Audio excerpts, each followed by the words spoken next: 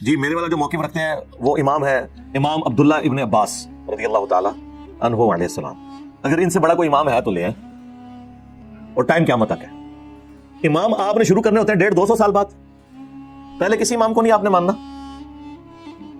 بعد میں آپ ذہن میں رکھیے گا کہ جب کبھی بھی اس طرح کا ایشو ڈسکس ہوتا ہے تو آپ نے یہ بھی ذہن میں رکھنا ہے کہ سنی اور شیعہ اختلاف یا فساد ہو چکا ہوا ہے, اور تب یہ سارے ایشو سامنے آ رہے ہیں. میرا دعویٰ تو پھر بھی ختم نہیں ہوگا. اس کی وجہ یہ ہے کہ میں نے یہ دعویٰ کیا تھا کہ اس پلیٹ فارم پہ کوئی ایک عقیدہ بھی ایسا نہیں ہے جو امت کا پہلے نہ ہو. تو مجھے بتائیں, دنیا میں 15 سے 20% جو اہل تشیع ہیں, کیا وہ یہ مانتے ہیں جو آپ کہہ رہے ہیں ائمہ اربعہ کی رائے کو؟ یہ تو سنیوں کے اماموں کی رائے آپ نے پیش کی ہے نا. تو شیعہ تو سارے وہی موقف رکھتے ہیں جو میں نے رکھا ہے. تو میں تو اپنی دلیل میں بھی قائم ہوں. امت کی بات کی ہے نا, امت میں آپ کے تو 4 فرقے نہیں نا داخل صرف. اور میں نے جب یہ بات کی تھی اس میں نے یہ بات کلیئر کی تھی کہ میری بعض باتیں ایسی ہیں جسے شیعہ صحیح سمجھتے ہوں گے, سنی غلط سمجھتے ہوں گے, اور بعض باتیں ایسی ہیں جنہیں سنی صحیح سمجھتے ہوں گے اور شیعہ غلط سمجھتے ہوں گے. اور پھر سنیوں میں بھی بعض باتیں ایسی ہیں جو اہل حدیث صحیح سمجھتے ہوں گے, دیوبند بریلوی غلط سمجھتے ہوں گے, اور بعض باتیں ایسی ہیں جسے دیوبند اور بریلوی صحیح سمجھتے ہوں گے اور اہل حدیث غلط سمجھتے ہوں گے. تو میرا دعویٰ کہاں سے ختم ہوا ہے؟ میرا تو کبھی یہ دعویٰ ہی نہیں ہے کہ صرف سنی فرقے کے اندر جو باتیں ہوئی ہیں ہم اسے مانتے ہیں. ویسے تو میں نے کلیئر کر دیا, اگر آپ یہ سمجھتے ہیں کہ عبداللہ ابن عباس شیعہ تھے, وہ سنی نہیں تھے, تو پھر تو اپنی قسمت نہ رو. تو ہماری تو دلیل ہے امام عبداللہ ابن عباس. انہی احادیث میں آپ صحیح مسلم کی 1628 سے لے کے 1637 تک یہ مسلسل 10 احادیث ہیں. جب عبداللہ ابن عباس واضح و نصیحت کر رہے تھے اور تھوڑی دیر بعد ایک سنی کھڑا ہو جاتا تھا کہ حضرت نماز کا ٹائم ہو گیا, تو پہلے تو عبداللہ ابن عباس نے اسے اگنور کیا. انہوں نے کہا ٹھیک ہے بیٹھ جا, نماز پڑھنی ہے میں نے بھی. وہ دوبارہ جب کھڑا ہوا تو انہوں نے کہا تیری ماں تجھے روئے. یہ عرب کا محاورہ تھا, یعنی ماں کب روتی ہے؟ جب بندہ گھوم جائے یا مر جائے. تو یہ فزیکلی کو مرنے کی بدوا نہیں دی انہوں نے, یعنی ایک محاورہ تھا جس ہم کہتے ہیں تیرا بیڑا ترے تیرا بیڑا غرق. تو وہ یہ تو نہیں کہتے کہ ہم واقعی غرق کرنا چاہ رہے ہوتے ہیں. اور یہ محاورے نبی اسلام بھی استعمال کرتے تھے. ایک تو محاورہ بہت استعمال ہوتا تھا, وہی حق. اب یہ آپ کو عمر سیریز میں بھی جگہ جگہ نظر آئے گا, وہی حق, ہلاک ہو جا تو. اب وہ فزیکلی تو نہیں یہ بات کر رہے ہوتے تھے, ایک محاورتن بات. تو انہوں نے فرمایا کہ تو مجھے سننا سکھائے گا. اچھا اب یہ بات ہم کر دیں تو کہتے ہیں یہ تکبر کا جملہ ہے. عبداللہ ابن عباس نے کہا کہ تو مجھے سننا سکھائے گا. انہوں نے کسی نے ان کے اوپر تکبر کا فتویٰ نہیں لگایا. پھر انہوں نے فرمایا کہ نبی صلی اللہ علیہ وآلہ وسلم نے بغیر خوف کے, بغیر بارش کے, مدینہ شریف میں یعنی بغیر سفر کے, تینوں عذر اڑا دیے. انہوں نے 3 ہی عذر ہو سکتے ہیں نا, خوف, خوف میں جان کا خوف, بیماری کا خوف, یہ سارے خوف ہی ہیں نا, دشمن کا خوف,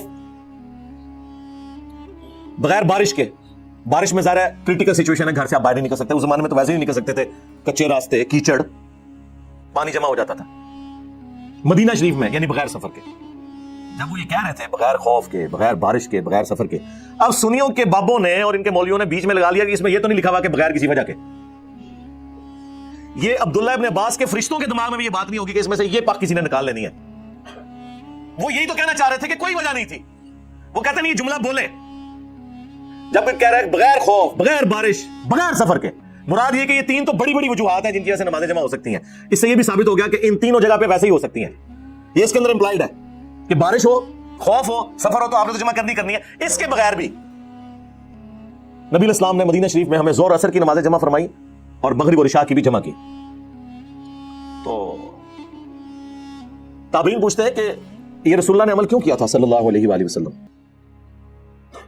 تو انہوں نے کہا تاکہ امت کے لیے اس معاملے میں آسانی ہو جائے اور کوئی حرج, تنگی باقی نہ رہے. 2 باتیں ارشاد فرمائی ہیں, امت کے لیے آسانی ہو جائے اور کوئی تنگی باقی نہ رہے. یہ آپ نے جملے ذہن میں رکھنے ہیں. امام عبداللہ ابن عباس, یہ امام ابو حنیفہ, امام شافعی, امام مالک, امام احمد بن حنبل کی بات نہیں ہو رہی ہے. امام عبداللہ ابن عباس جو اس حدیث کے راوی ہیں اور حدیث کا راوی حدیث کا فہم سب سے بہتر جانتا ہے. وہاں کوئی ایک اور سنی بیٹھا ہوا تھا انورٹڈ کاما میں, وہ کہتا ہے کہ جب عبداللہ ابن عباس نے یہ بات کی نا تو میرے دل میں قلق آیا کہ پتہ نہیں یہ جھوٹ مارتا ہے صحیح پہ کہتا ہے. کہتے ہیں میں چپ کر کے اس مجلس سے اٹھا اور حضرت ابو ہریرہ کے پاس گیا اور میں نے کہا کہ ابن عباس کس قسم کی باتیں کر رہے ہیں, رافضی ہوا دی. تو انہوں نے بھی آگے سے ان کو ڈانٹا, ان کا کہ ابن عباس نے جو کہا سچ کہا. یہ تو ابو القاسم کی سنت ہے صلی اللہ علیہ وآلہ وسلم کہ نمازیں جمع کی جا سکتی ہیں علمی مجلس میں. ذرا کنٹینیوٹی ٹوٹ جاتی ہے نا. یہاں پہ بھی آپ لوگ جب چلے جاتے ہیں تو یہاں انتظامیہ کے لوگ ہم ظہر اور عصر کی نماز کو جمع کرتے ہیں. ظاہر ہے یہ علمی مجلس ہے, بس یہ ایک ہی نماز ہے جو ہم نے یہاں جمع کرنی ہوتی ہے. پھر تو اگلی سنڈے کو یہ اکیڈمی کھلے گی, اکیڈمی بند ہو جائے گی شام کو. یہ تو ایک اسٹوڈیو ریکارڈنگ کی ہے, ملاقات کے لیے ایک بیٹھک ہے. اچھا اب اس میں نا یہ جو مسلم شریف کی حدیث ہے نا اس کے نیچے کچھ تابعین کی آپس میں ڈسکشن ہے جو نقل ہوئی ہے، امام مسلم نے نقل کی ہے، بعض کی پھر بھی تسلی نہیں نہ ہوتی. وہ کہتے ہیں کہ میرا خیال ہے کہ رسول اللہ نے زور آخری وقت میں پڑھی ہوگی اور اثر اول وقت میں پڑھی ہوگی. اچھا یہ جو جملے ہیں نا وہ اٹھا کے کہتے ہیں کہ دیکھیں جی وہ تابعین اس سے مراد جمع تقدیم یا جمع تاخیر نہیں لیتے تھے بلکہ جمع سوری لیتے تھے، اور جمع سوری کو تو سارے مانتے ہیں، جمع سوری تو جمع ہوتی ہی نہیں ہے قسم کی. زور آخری وقت میں اور اثر اول وقت میں آپ نے پڑھی تو کون سی جمع ہوئی؟ زور زور کے وقت میں ہوئی، اثر اثر کے وقت میں. اور یہ وہ جمع ہے جسے حنفی بھی کہتے ہیں ٹھیک ہے.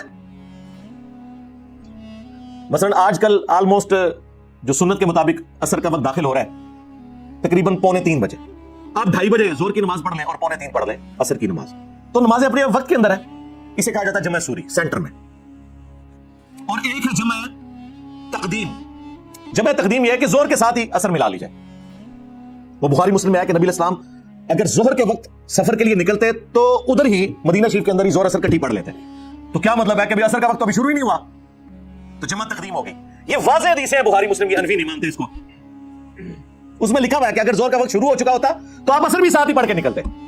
آپ حنفیوں کی تو موت ہوگی نا اس حدیث کی وجہ سے، کیونکہ یہاں تو جمع سوری ہوئی نہیں ہے، زور کا وقت داخل ہوا ہے. اس کے آگے لکھا ہوا پھر کہ اگر آپ زور کا وقت داخل ہونے سے پہلے نکلتے پھر اثر کے وقت میں جا کے دونوں نمازیں جمع کرتے تاکہ زیادہ ٹریولنگ ہو جائے. لاجیکل ہے، تو بالکل واضح حدیث ہے بخاری مسلم میں. تو مجھے بتائیں کیا حنفیوں نے یہ سفر والی حدیثیں مان لی نہیں ہے نمازیں جمع کرنے والی؟ وہ تو سفر میں ماننے کے لیے تیار نہیں ہے، وہ صرف کہتے ہیں جی حاج و عمرے والا ہم مانتے ہیں.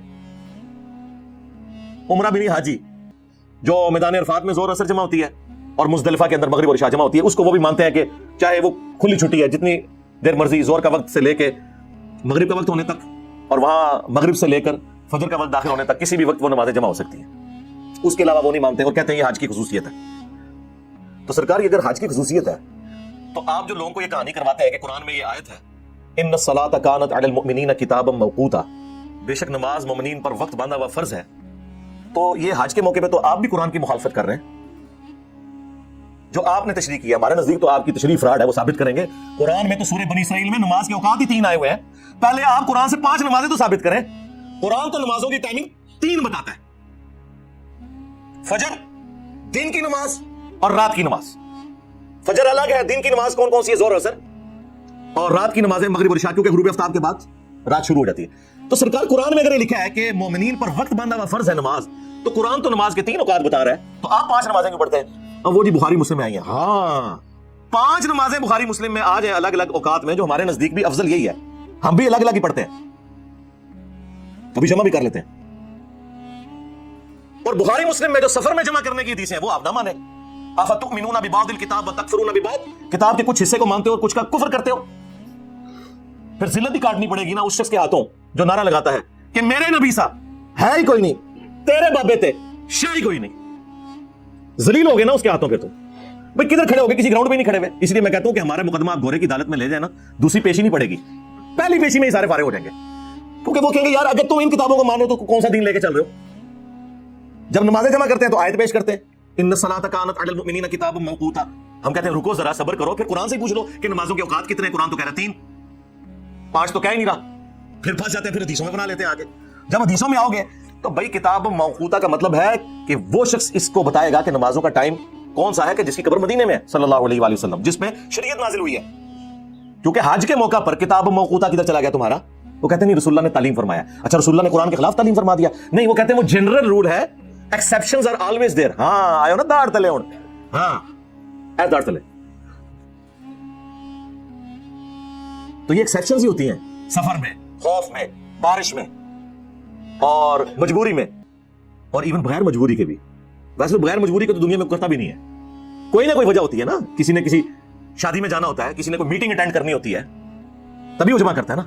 کوئی تھکا ہوا ہوتا ہے، کسی کو پتا ہوتا ہے بعد میں مجھ سے ٹائم مینج نہیں ہوگا، چلو میں بھی پڑھ لوں. تو کسی نہ کسی درجے میں تو ہوتا ہی ہے.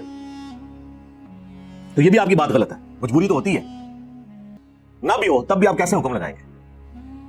تو وہ تابعین کی ڈسکشن لے کے آتے ہیں. وہ تابعین کہہ رہے تھے ہو سکتا ہے کہ وہ رسول اللہ نے زور آخری وقت میں اور اثر اول وقت میں پڑھی ہو. یہ سرکار یہ جو تابعین بیان کر رہے ہیں وہ اپنی رائے بیان کر رہے ہیں. عبداللہ ابن عباس نے تو سیدھا فرمایا کہ رسول اللہ نے ایسے اس لیے کیا تاکہ امت کے لیے تنگی باقی نہ رہے اور آسانی ہو جائے، کوئی حرج باقی نہ رہے. یہ آسانی کا لفظ جو ہے نا بتا رہا ہے کہ نبی علیہ السلام نے کوئی سٹاپ واچ آن نہیں کی ہوئی تھی کہ بس 10 منٹ رہ گئے جو ٹائم داخل ہونے والا ہے جلدی جلدی وضو کر لو پھر نماز جمع کریے. تو یہ کون سی آسانی ہے؟ آسانی تو یہ ہے کہ ٹالرنس آپ کے پاس موجود ہو کہ زور کا وقت داخل ہونے سے لے کر مغرب سے پہلے کسی بھی وقت نماز جمع ہو جائے اور مغرب کا وقت داخل ہو کر فجر کا وقت داخل ہونے سے پہلے کسی وقت نماز جمع ہو جائے. یہ آسانی ہوگی. ورنہ مجھے بتائیں یہ جو کہتے ہیں کہ نبی علیہ السلام نے نمازیں جمع کروائی تو آپ ذرا مجھے ایمانداری سے بتائیں کہ جب نبی علیہ السلام نے مغرب کی اذان دی ہوگی تو ساتھ یہ اناؤنسمنٹ کروائی ہوگی نا کہ یار مغرب کی اذان ہونے لگی ہے لیکن 1.25 گھنٹہ انتظار کرنا ہے, جیسے ہی شام میں 10 منٹ رہ جانا سارا نے آ جانا تو میں اور کٹھیاں کراواں گا. اس زمانے میں تو کوئی ایسی پاسبلٹی نہیں تھی.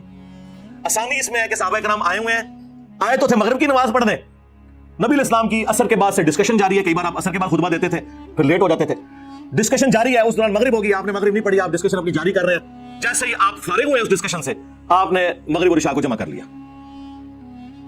یا یہ ہوتا ہوگا کہ مغرب کی اذان کے وقت صحابہ کرام آئے مسجد میں اور حضور کہیں گے بیٹھ جاؤ 1.5 گھنٹہ, میں تو سے ثانی کرنے لگا, 1.5 گھنٹے بعد کٹھی دوئے پڑھاؤں گا. تو لوگ کہیں گے حضرت یہ 1.5 گھنٹہ ہم گھر میں کوئی اپنے کام کاج کر لیتے, یہ کون سی, یہ تو الٹا وہ 10 یا 20 منٹ کی نماز ہمیں 1.5 گھنٹے کی پڑھ گئی ہے, یہ ثانی ہے مجھے بتائیں. لیکن common sense is not so common. یہ عقل والوں کو سمجھ آئے گا آسانی کب ہوگی. اسی لیے امام ترمذی نے تینوں طریقے سے احادیث کو جمع کر کے جامع ترمذی میں لکھا ہے کہ جمع تقدیم بھی سنت ہے یعنی زور کے ساتھ اثر, جمع تاخیر بھی سنت ہے یعنی اثر کے ساتھ زور, لیکن پہلے زور پڑھنی ہوگی پھر اثر, وقت وہ ہوگا. اور اسی طرح مغرب اور عشاء کے لیے بھی, اور جمع سوری بھی سنت ہے. لیکن ظاہر ہے 100 کرو امام ترمذی سنی تو تھے, لیکن انہوں نے حدیث میں یہ نقل تو کیا کہ نبی علیہ السلام نے مسلم والی حدیث امام ترمذی بھی نقل کی, بغیر خوف کے, بغیر بارش کے, بغیر سفر کے نمازوں کو جمع کیا. اور ابن عباس کا فتویٰ بھی نقل کیا تاکہ امت کے لیے آسانی ہو جائے, کوئی تنگی باقی نہ رہے. اور پھر کہتے ہیں لیکن ہمارے جو ائمہ ہیں نا, احمد بن حنبل اور امام شافعی, وہ کہتے ہیں بغیر وجہ کے نمازوں کو جمع نہیں کرنا چاہیے. تو کہتے ہیں آپ کے امام, میں کہتا ہوں جی ابھی اٹھ کے قبروں سے نکل کے کہ ہمیں تو کوئی فرق ہی نہیں پڑتا.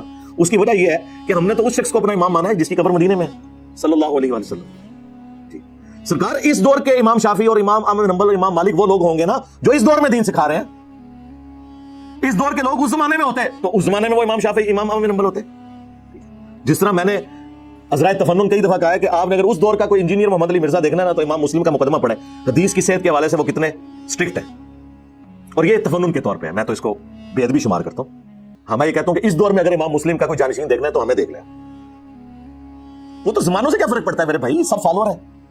امام وہ ہے جس کی قبر مدینے میں صلی اللہ علیہ وسلم. یہ سارا یہ بابا پرستی کی وجہ سے تو سارا جنازہ نکلا ہے. اس حوالے سے ایک اور حدیث جو پیش کی جاتی ہے نا, امام ترمذی رحمۃ اللہ علیہ نے اس حدیث کو خود ضعیف لکھا ہے جامع ترمذی کے اندر کہ جس نے بغیر عذر کے 2 نمازیں جمع کی تو وہ گناہ کبیرہ کا مرتکب ہوا.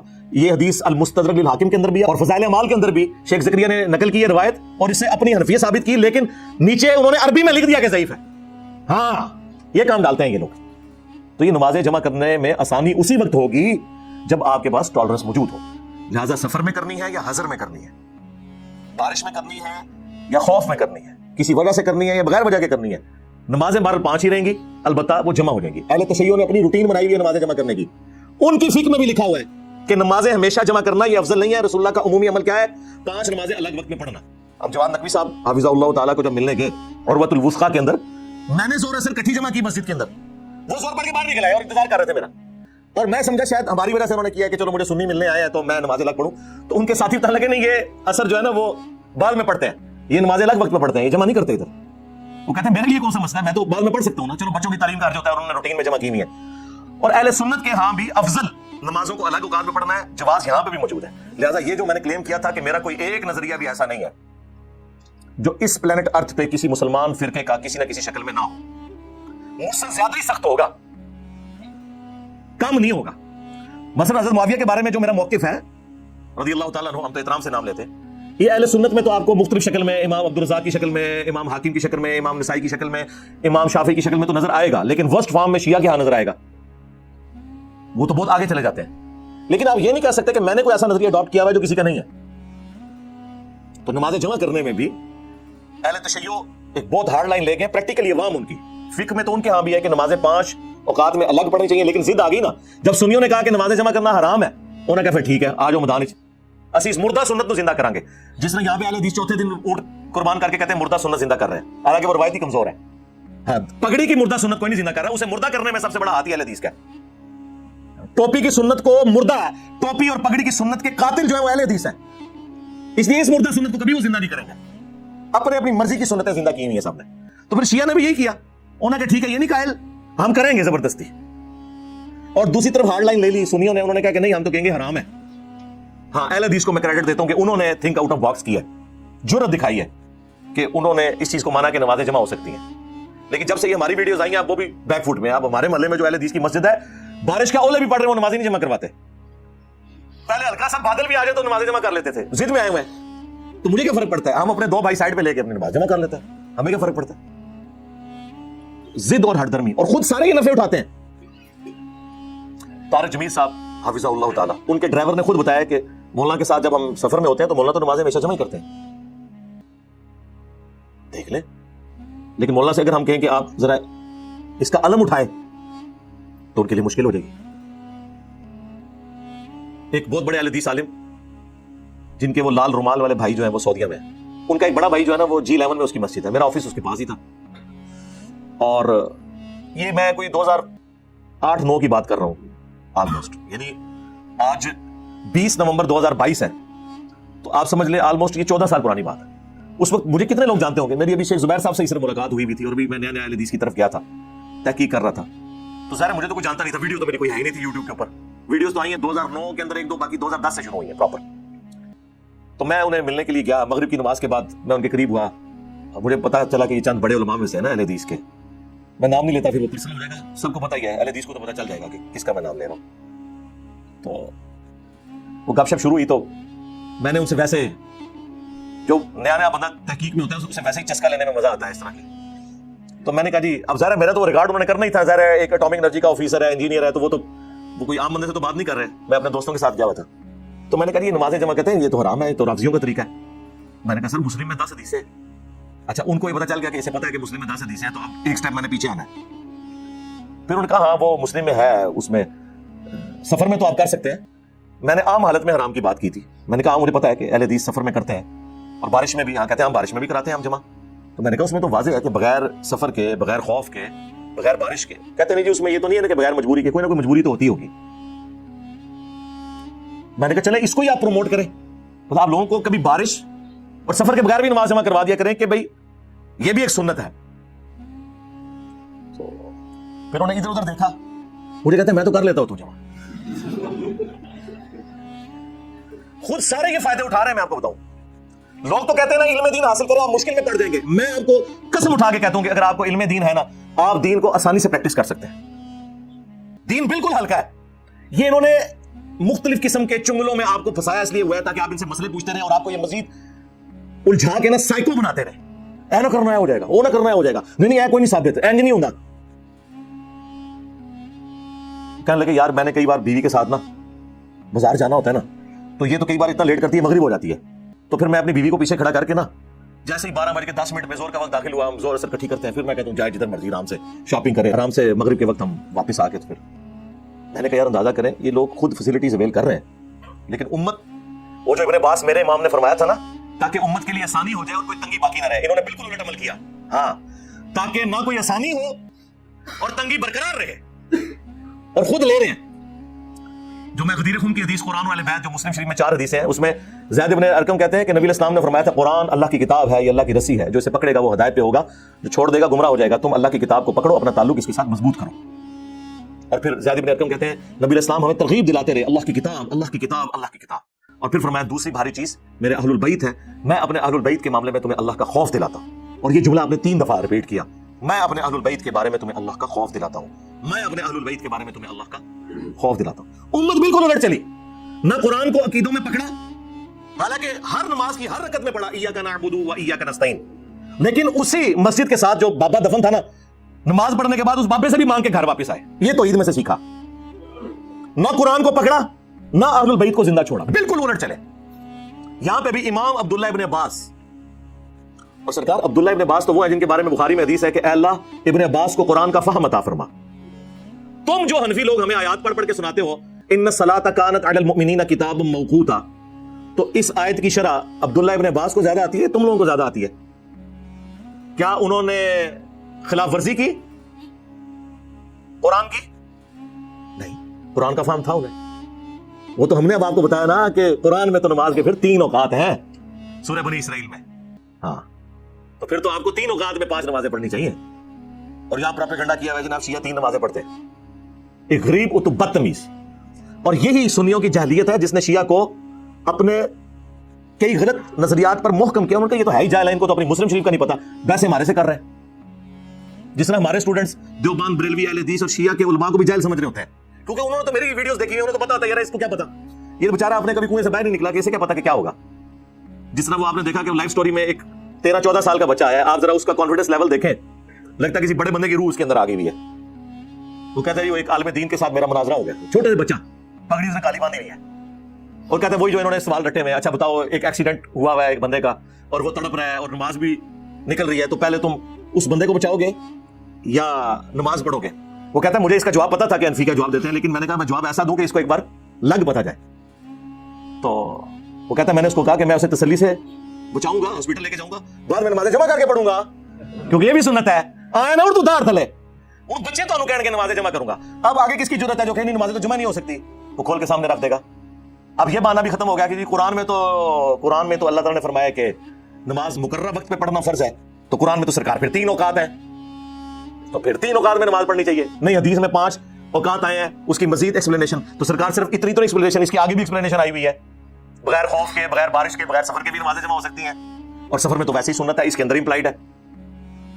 تو یہ ساری کی ساری باتیں جو کر رہے ہوتے ہیں سطحی نالج کے طور پہ, میں آپ کو وثوق سے کہتا ہوں آپ ہماری گفتگو سنیں, ہم اپنی گفتگو میں مخالفین کے بھی سارے دلائل ایمانداری سے خود بیان کرتے ہیں, اور پھر یہ بھی بتاتے ہیں کہ انہوں نے ڈنڈی کہاں ماری یا ان کے بڑوں نے کون سی ڈنڈی مار کے ان کے سر کے اوپر ایک ڈنڈا رکھا ہوا ہے جس کی وجہ سے قرآن و سنت نہیں مان رہے.